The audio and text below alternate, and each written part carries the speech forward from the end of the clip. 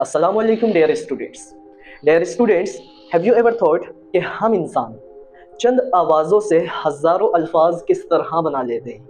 Y can humans create unlimited sentences but animals can not? Why does language look so simple but actually it is not? Today we will understand this through two great linguists, Charles Francis Hockett vs Noam Chomsky, and our main topic is duality of language. आज का हमारा जो topic है वो बहुत ही interesting topic है linguistics का। आइए शुरू करते हैं।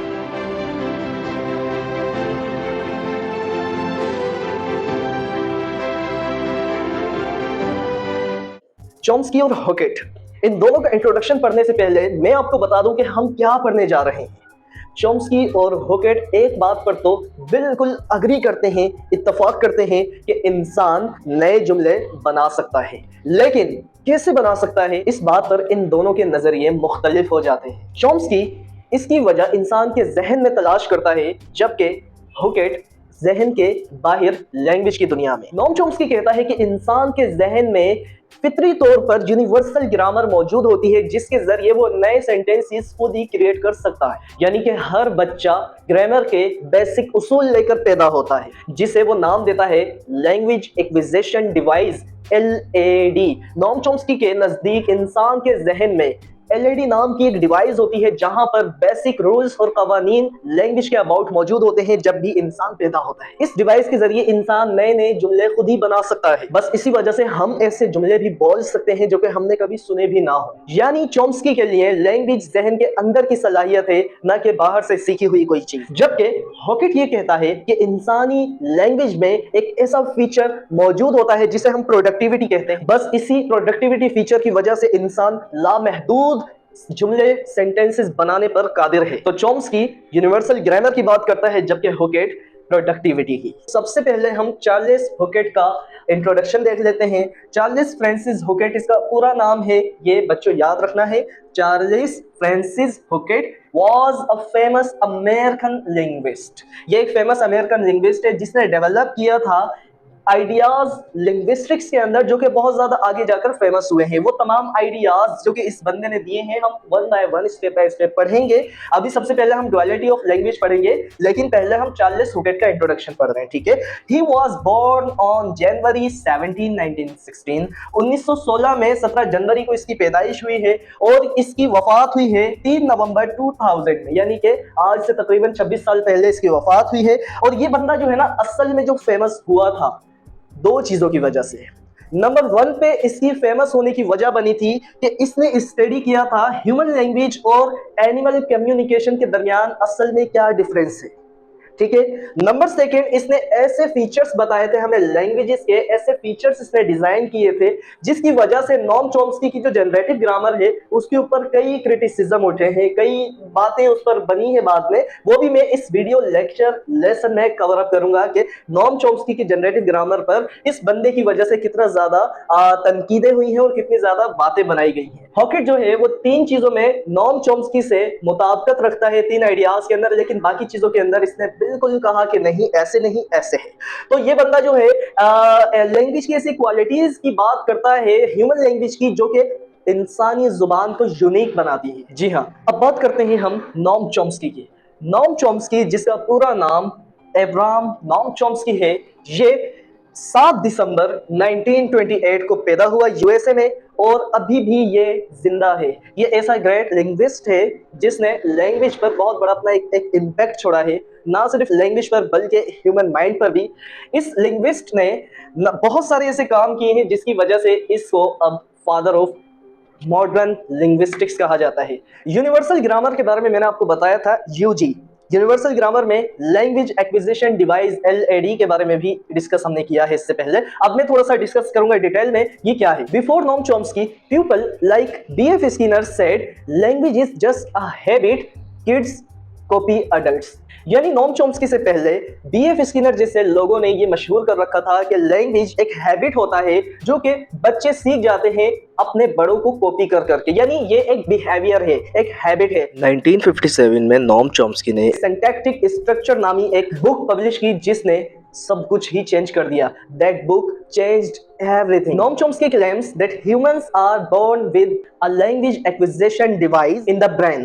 It has universal grammar basic rules shared by all languages. This explains why kids learn fast. A 3-year-old kid masters grammar without textbooks. So the brain is pre-wired. यानी कि 3 साल का एक बच्चा बहुत अच्छे ग्रामर के साथ जुबान को बोल लेता है, तो ये इस बात का सबूत है कि इंसानी माइंड प्री वायर्ड होता है लैंग्वेज के बारे में. We are creative, we can make a lot of sentences that we have never heard. यानी कि हम ऐसे ऐसे सेंटेंसेस भी बना लेते हैं जो कि हमने कभी सुने नहीं होते. फॉर एग्जाम्पल, बेरंग ख्यालात गुस्से से सोते हैं.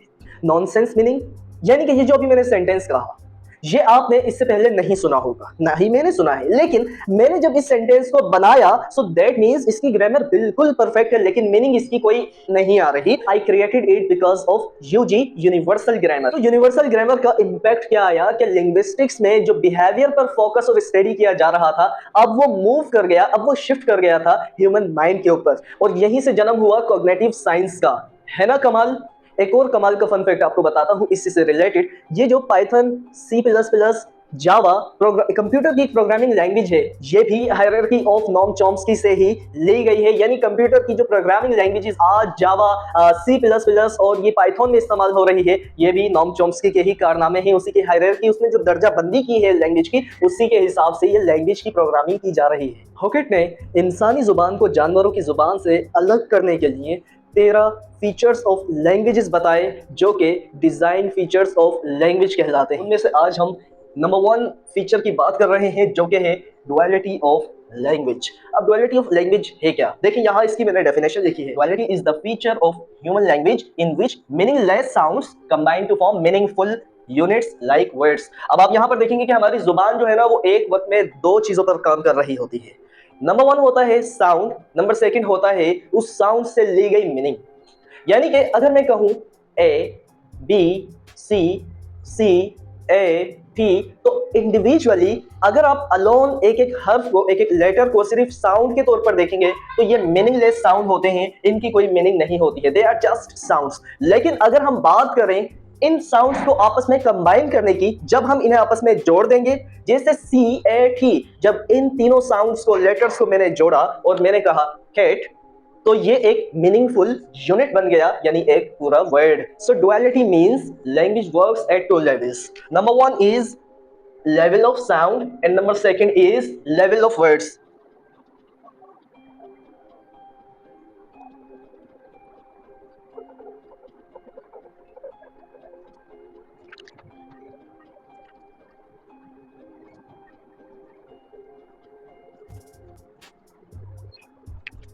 So as I have already mentioned, language works on 2 levels: level of sounds, level of words.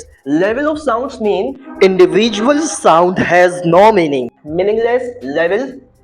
Level of words, when sounds combine, they create a meaningful word, unit or morpheme, that is called meaningful level of language. For example, P. This letter alone has no meaning. I also does not have any meaning.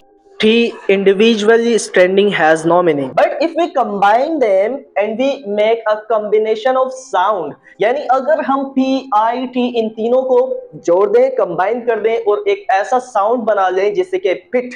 अब ये individual sounds आपस में combine हुए, मिले हैं, तो यहाँ पर एक वर्ड बना मीनिंगफुल, जिसका माना है पिट मीन्स गड्ढा, a large hole. पिट जो है वो अब यहाँ पर पूरी एक मीनिंग रखता है, ये मीनिंगफुल लेवल ऑफ लैंग्वेज हो गया. अब पिट जो है वो कहा जाता है a large hole in the ground, यानी कि एक बड़े से जमीन में गड्ढे को हम पिट कहते हैं. नंबर 2 इसकी मीनिंग एक और बनती है. Pit is an area at the side of a track where race cars are refuelled and serviced. यानी कि पिट जो है वो एक ऐसा साइड एरिया होता है जहां पर ये जो रेसिंग कार्स होती हैं, इनकी सर्विस की जा रही होती है और इनको रिफ्यूल किया जा रहा होता है. ठीक है, तो अब ये मीनिंगफुल लेवल ऑफ लैंग्वेज हो गया. Okay, let me give you another example like C. अब यहां आप देखें, focus here. C individually has no meaning. A individually has no meaning. T it also does not have any meaning.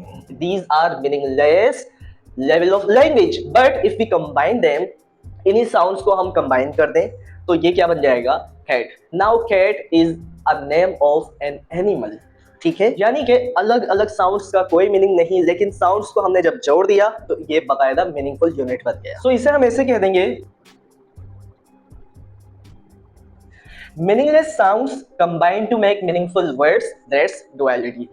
Meaningless sounds जो है वो combine होते हैं meaningful words बनाने के लिए, और इसी को हम डुअलिटी कहते हैं। यानी अगर डुअलिटी ना होती तो हर चीज के लिए हमें अलग अलग साउंड याद रखना पड़ता, और हमारी जुबान जो है वो बहुत ज्यादा मुख्तलिफ और मुश्किल तरीन जुबान होती। लेकिन डुअलिटी की वजह से लिमिटेड साउंड से हम हजारों अल्फाज बना लेते हैं, जिससे हमारी जुबान बहुत ज्यादा आसान हो जाती है। So just because of duality we can create infinite meaningful words from just 44 sounds in English. And animal communication lacks this, that a dog's bark can't be broken into meaningless parts that recombines। यानी कि animal communication और human communication के दरमियान यही सबसे बड़ा difference है कि अगर हम किसी जानवर की, जैसे कि कुत्ता है, अब कुत्ते के भौंकने को हम मीनिंगलेस साउंड्स के अंदर सेपरेट नहीं कर सकते हैं, हम इनको कंबाइन नहीं कर सकते, ये एक पूरा रिकॉम्बिनेशन होता है, ठीक है। लेकिन ह्यूमन कम्युनिकेशन को हम मीनिंगलेस साउंड्स के अंदर भी तोड़ सकते हैं, और मीनिंगलेस साउंड्स को हम जोड़कर कई हजार वर्ड्स बना सकते हैं, जिससे हमारी जुबान बहुत ज्यादा आसान हो जाती है। और एनिमल कम्युनिकेशन से हमारी जो जुबान है वो मुख्तलिफ होती है, क्योंकि एनिमल्स यूजुअली फिक्स्ड सिग्नल्स का इस्तेमाल करते हैं अपनी कम्युनिकेशन के लिए, लेकिन इंसान लिमिटेड साउंड से अनलिमिटेड वर्ड्स बना लेते हैं, और बस यही कॉज लैंग्वेज को यूनिक बनाता है। तो हुकेट ने ये डिजाइन फीचर ऑफ लैंग्वेज आखिर क्यों दिए थे? जैसा कि मैंने मेंशन किया था कि हुकेट ने 13 डिजाइन फीचर ऑफ लैंग्वेज बताए हैं, जिनमें नंबर 1 पर डुअलिटी आती है। सो डुअलिटी देने का आखिर मकसद था क्या? हुकेट ने ये देखा कि परिंदे भी आवाज निकालते हैं, जानवर भी सिग्नल्स देते हैं, और हम इंसान भी बोलते हैं। तो सवाल ये था कि आखिर इंसानी जुबान में ऐसा क्या खास है जो एनिमल्स में नहीं है। इसी सवाल के जवाब में इसने ये 13 फीचर्स ऑफ लैंग्वेज दिए थे, जो कि इंसानी जुबान को यूनिक बनाते हैं। So today we learned that Charles Hockett told us why human language is unique, and he studied language from outside, while Noam Chomsky told us how humans generate a lot of sentences. So he studied language from inside, and duality shows that meaningless sounds create meaningful words. So that's the beauty, science and power of human language. So if you enjoyed this lecture, like, share and subscribe for more linguistics lectures. अभी के लिए इतना ही। अपना ढेर सारा ख्याल रखिएगा। अल्लाह हाफिज।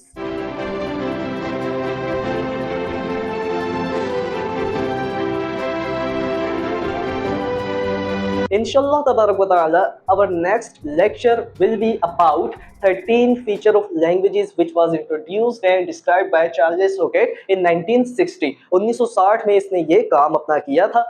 हमारी नेक्स्ट वीडियो लेक्चर जो है वो इसी पर होगी।